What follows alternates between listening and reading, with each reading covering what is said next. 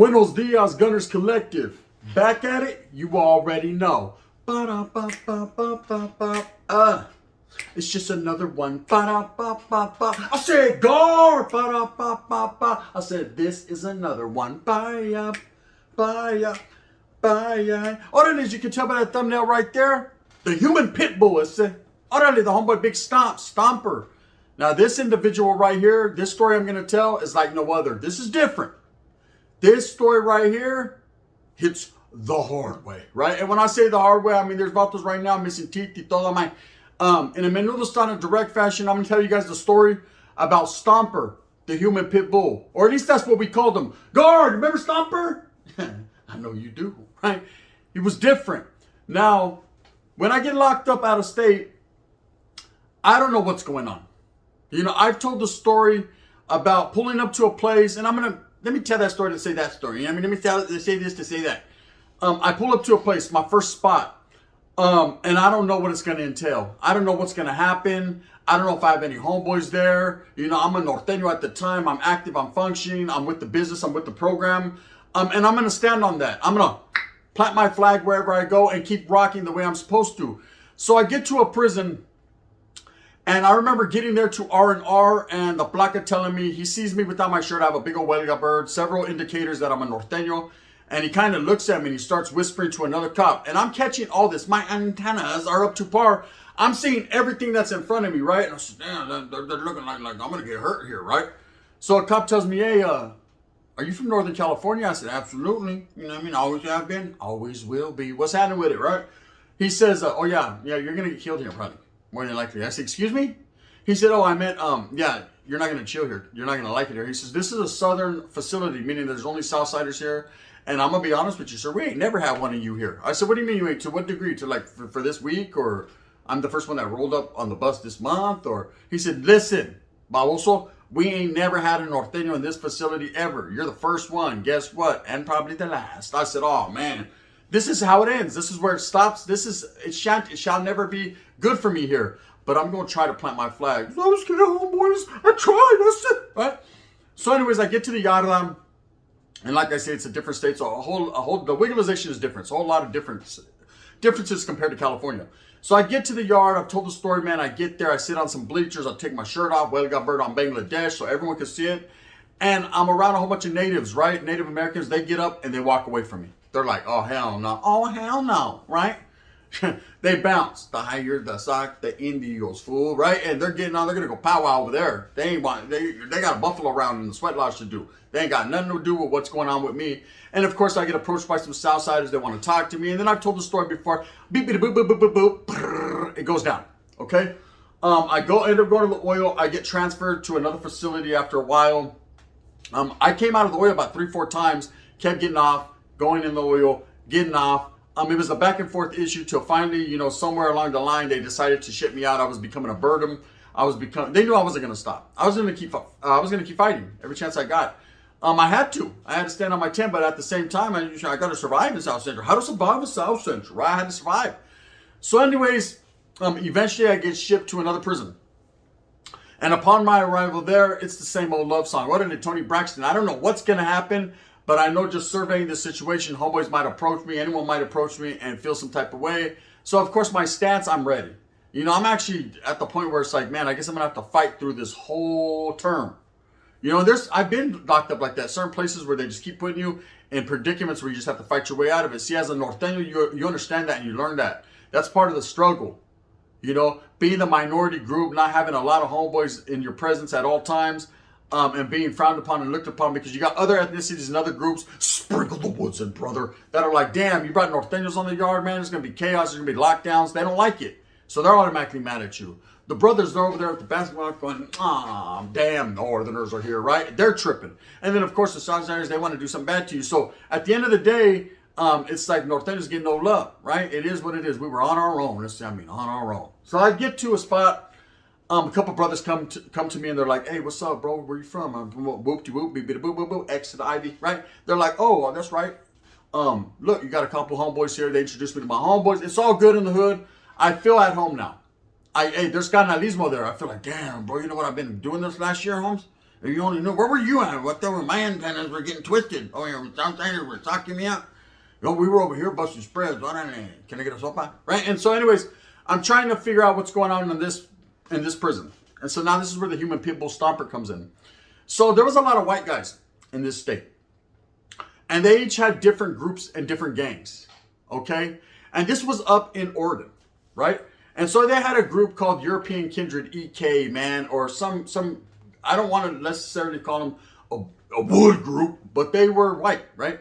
And then there were several other groups that they had that I remember, the Brood being one of them, Irish Pride, things of that nature. So anyways, they got all this shit going on. And they're cool.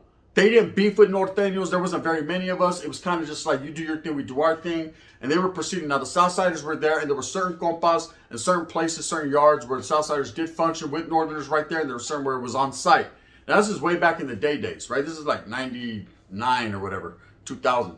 So anyways, in this particular place, the white guys were the dominant group. They were deeper than the Southsiders, which is very rare, deeper than the brothers, and definitely everybody's deeper than us. We didn't stand a chance, right? But we're all participating and functioning, doing our program. Well, there was one guy in particular, okay? He went by the name Billy Brzezowski. They called him the human pit bull, right? Or at least that's what we called him. And the reason we called him this, and I've never met a white man like this, sprinkle him in, bro. I've met a lot of woods, brother, but not like this wood. This was like oak wood. You know, you got cherry wood and alder and all that, almond wood or whatever you got. This is oak wood. That's it, right? Real wood. This guy was different, man. This guy actually had people fearing him on the yard. He wasn't a very big guy, but his presence was felt wherever he went. And I've had several conversations with this guy, Billy. He was from Califas as well, and he had been transplanted to this other state, and to which he said, you know, according to everyone, he was a Nazi lowrider. And I don't know what he was, but I do know that he definitely was pushing his agenda, right, by any means necessary. Every time that this guy came out of the oil, he got off on someone. But he didn't just rush someone and sock them up and go back to the oil and beep, beep, bop, bop, boop. And that's how it was. No, this guy maimed them. Bit off one dude's nose, ripped another dude's ear off. I watched this guy dig. He had these long nails like orderly, like Count Dracula, right? Dig his nails into some dude's trap and almost rip his trap off. I mean, he made it a fact that when he fought you, or he got rushed by him, or whatever the case may be, he was taking a piece of you with him. I said, not only was he taking a piece of your soul, I said, he was also taking a piece of your earlobe, right? But it was different. Go hard. Am I lying? No, I'm not lying. See, I told you I'm not lying. I don't lie, right? This guy was different. Now trip out. One day in particular, we're on the yard. And there was tension between the blacks and the whites. You know, and this is very rare for me being in the state of California. There's always that saying without saying that, you know, the whites and blacks, you know, their opposites attract, you know, they don't get along. But I've never really been incarcerated in the state of California and seen a white and black issue because the whole yard's going to explode. That'd be something different. That just doesn't happen too much. But it has in the past. But I'm not used to seeing that. You know, I never seen that. I always seen a level of respect, or just everyone stays on their side of the yard and does what they do. But this particular yard, there was tension. There was some fights that were occurring in the school area. There were fights that were occurring in trade area or whatever they had. There were some fights that were occurring, of course, in the chow hall. So I had noticed this. So me and all my homies, there was like 4 of us. We were on alert, like, hey, bro, watch out. Because the Africanos, you look at this the way it works. The Africanos, they want to get off with the whites. And they're going to continue to get off with the whites. And we don't back up the Africanos nor the whites. So we're going to continue to stand over here. Ready? Hike. That was our game plan. Let everyone do their own thing and just watch. So that's your popcorn time. Because at the end of the day, you don't want to get involved. You don't want to involve yourself into politics that aren't yours, and you don't want to become a liability or a casualty or a target. You know, especially when you're in prisons, man, and they're fighting over a sopa. You know what I mean? And you say, yeah, I don't care about that. I got sopas. Oh, you do? I mean, yeah, boy, you need one, right? Straight up. So look, this day, the tensions were high on the yard, and we were actually in a prison called Oregon State Penitentiary. I don't know if you understand what that prison is. It's the OSP, man. They've made movies about it. It's old school. It's an old pen. It's the oldest pen in Oregon, man. They got big old walls, and it's a prison. It's a real one, right? It was gang Southsiders, gang whites, a lot of blacks, and very few Northerners, right? But we're there, and we're proud. That's it. And we're doing our thing. And so what happens is, and I'm going to tell you a cold twist tomorrow. I just remembered another story. Ooh, it's going to blow your mind. It went down. So anyways, vatos are right there. And you could tell something's going to go down. And the black shot caller, or what I guess was the llavero, he looked like, looked like Whack 100, only not as ugly, right? He comes walking, and this other couple white guys come walking, and they're chopping it up. Well, the black dude takes flight on the white guy. Bah! Right there in the middle of the yard. We're like, oh, it's going down. But it doesn't go down. I mean, it went down. Everybody went down. They came and snatched them guys up off the yard. But nothing kicked off. And I was tripping. I was like, damn. The brother just took flight on the main white guy. What's going to happen? These white guys are not, they just apply pressure. You know what I mean? To try to stop the bleeding. Handle your business. And oh, did they. Right? It just happened to be Billy B, right? That crazy human pit bull was in a work trade line, right? He was working. This guy caught wind of what happened on the yard. They didn't even shut the yard down. Fools just fought, snatched him up, resumed yard. We got him, right?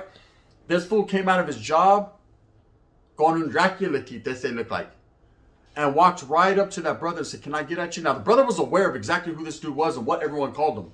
Like I said, when this guy got off, he got off. You know what I mean? And he was like, look, I ain't tripping, man. This is my yard now for the whites. We're going to settle this, whatever's going, this issue. It's all gone. He bit his whole nariz off. He bit that brother's nose off. That brother was looking like the crypt keeper. You know? Hello, the crypt keeper said it was done. It was a rapalapagus. There, Anto bit his left. You take the left nostril and you twist it and you turn it all about. You do the whole kipoki and you bit him, and that's what it was all about.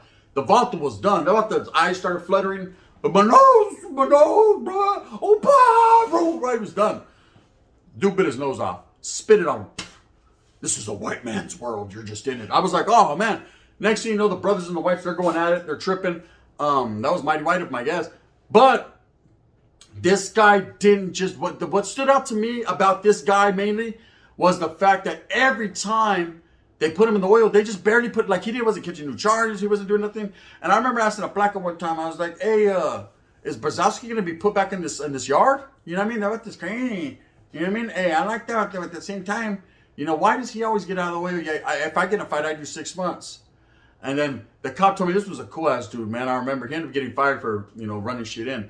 He told me, look, it's the way it is, the way they want it. They bring guys like this and they place guys like this on these yards because they know that these guys right here disrupt yards and they keep the tension going. You know, every time this dude hit a yard, people are like, damn, that fool landed on this yard, man. It's ugly, right? Because he was the type that he would get there and he'd get off. There was no ifs, ands, buts about it. He wasn't going to be your friend. He wasn't there to just kick it with you. Like I said, I had a couple conversations with him and those were kind of, odd. But he was more like the type of guy, first of all, I thought he was a fucking vampire. You know what I mean? I live forever. Like, I don't know what you do.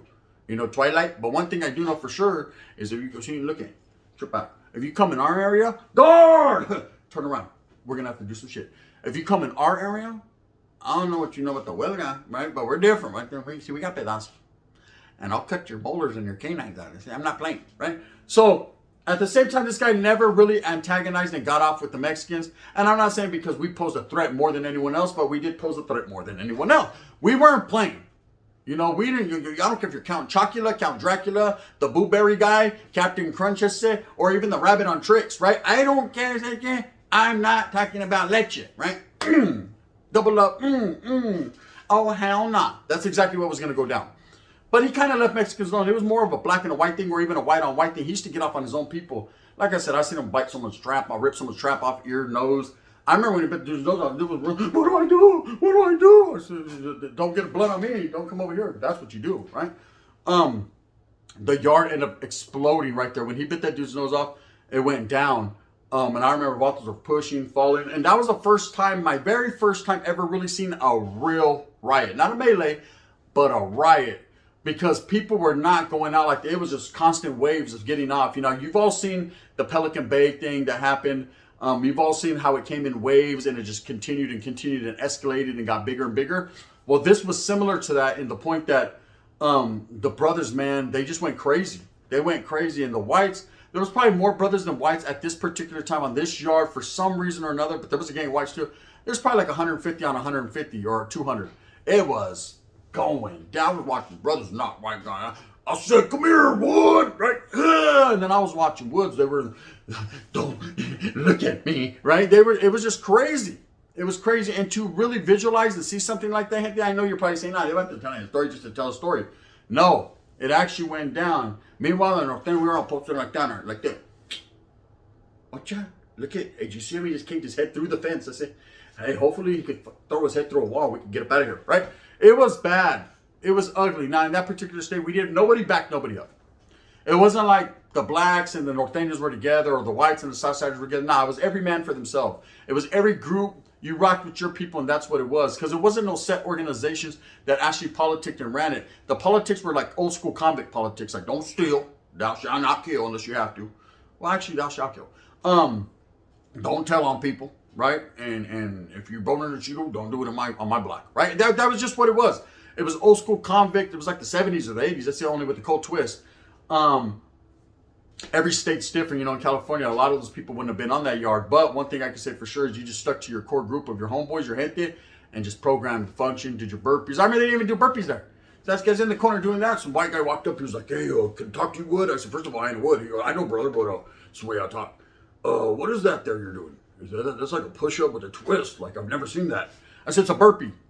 Yeah, no, I know. I ate a soup, but I don't got the hiccups. I said, no, a burpee. Yeah, I mean, I don't got a burp. No, I said, no. Listen, it's a burpee. Yeah, I'm gonna burp me, not burp you. Not. Listen, it's called a burpee. Oh, it's called a burpee. Just bring the white man in, right? And that's it. Hey, it got to the point where I actually had to teach this guy a burpee. You know what I mean? It was just a little different, but at the same time, that dude, the human pit bull, I wanted to tell the story because later on in life, they started to get tired of his antics, and they started to put him in situations, where I seen cells crack in what was considered their shoe, which was IMU. I've seen them put him in situations, precarious situations where he, got hurt. And eventually, man, you can be that one in prison. You could be getting off on people. And he was doing this because he was in a different state. Because in California, he would have been a lamb to be slaughtered, because you're not going to do that. You're not going to be just getting off on people just because you can. But he tended to do that quite frequently. And it was just an ugly situation, man. Shout out to that dude wherever he's at. Like I said, I've seen his good times and his bad times. I watched him bite people's noses off and then come in with half a nose himself. So the situation was ugly. But it goes to show you out of state, in different places that you're not used to, you can see anything, man. I've seen more stuff happen, violence, in other states than I have actually in California, just because California is so structured, so political, and that everybody's walking on eggshells. Nobody wants to be the one to start anything, because usually the one who starts that stuff gonna be that stuff. You're gonna get snuffed out just for starting stuff. In other states, man, it's the wild, wild west. Sort of like Kumo D and Big Daddy Kane. They're going at it. No one cares, man. A fight is a fight. A knife is a knife. That ain't a knife. This is a knife. People ain't playing. But in other states, the one downfall is you don't actually know who's on that yard, and it's not like you can critique or check everybody. You just have to check your own and function how you function. Every group is not doing that. Every group is not checking paperwork. Every group is not righteously taking care of what they need to take care of. And that means that the administration will put any old person on that yard, including weirdos or whatever, and it's up to you to decipher them and do what you do. Now, a lot of the white guys at that time were charging on rant and taking advantage of me. I might go ahead and use your shoes. They were doing that, right? Us, we never had to go, but like I said, there was barely any of us. If we would have ever came into a home that actually was involved in some stuff like that, we would have taken more than any shoes. You know what I mean? That's just what it is. Anyways, with that being said, I hope you guys enjoyed the story of the day. The human pit bull, Billy B, man, he was crazy. They called him Stomper. That was his true nickname. I never called him Stomper because he never stomped no one out. He just bit him and stuff. I'm talking about a Vata that, Vatas were done fighting, that bite marks all over their cheeks, eyelids popped out. I was just like, God damn, man. It's like they fought the Wolverine. That's it. Why did they go on pinchy Iron Man and just pick him up and drop him? Sprinkle them in wood. Woods are different. With that being said, move with a purpose. Get everything that you want coming to you. Remember, at the end of the day, it's all about the strive, the struggle, the hustle for your family. I hate lazy people, so stop being lazy. Get up, roll your mattress up, get out there and get something. Your daughter needs Captain Crunch. Go ahead and give her some of that Captain Crunch, Jesse. Stop being lazy. With that being said, if you like this, hit that like and subscribe with a thumbs up, because you mess with your boy. If not, thumbs down. If he's going to be the head that wears the crown, I'm going to continue to strive and struggle for what I honestly and truly believe in. Damn, I got that down pat, huh? And what I truly believe in is the coming together of all people. Real recognizes real, still sharpens still. My stories are actuals. They're all factuals. You know what it is. See me on the block because I carry the actuals. Allegedly. The gun. Bang, bang.